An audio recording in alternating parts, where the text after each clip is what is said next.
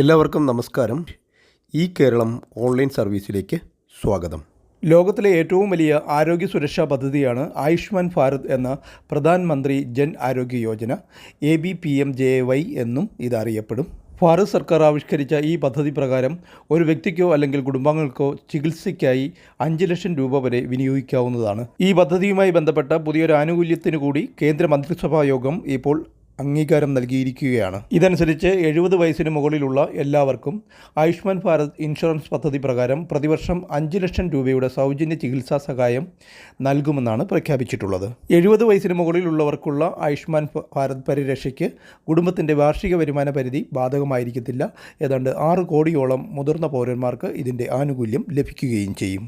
പദ്ധതി അനുസരിച്ച് മുതിർന്ന പൗരനുള്ള കുടുംബത്തിന് വർഷം 5 ലക്ഷം രൂപയുടെ പരിരക്ഷയാണ് നൽകുന്നത്. ഒന്നിലേറെ മുതിർന്ന പൗരന്മാരുണ്ടെങ്കിൽ ഈ ആനുകൂല്യം പങ്കുവയ്ക്കപ്പെടുകയാണ് ചെയ്യുന്നത്.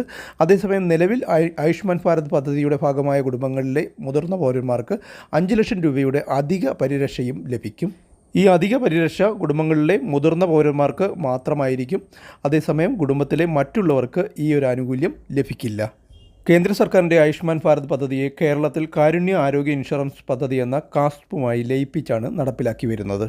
ആയുഷ്മാൻ ഭാരത് പദ്ധതിയിൽ 70 വയസ്സ് കഴിഞ്ഞ മുഴുവൻ പേർക്കും 5 ലക്ഷം രൂപ വരെ സൗജന്യ ചികിത്സ ഉറപ്പാക്കാനുള്ള തീരുമാനമനുസരിച്ചുള്ള മാർഗരേഖ ലഭിച്ചാലുടൻ കേരളത്തിലും രജിസ്ട്രേഷൻ ആരംഭിക്കും എന്നാണ് അറിയാൻ സാധിക്കുന്നത്.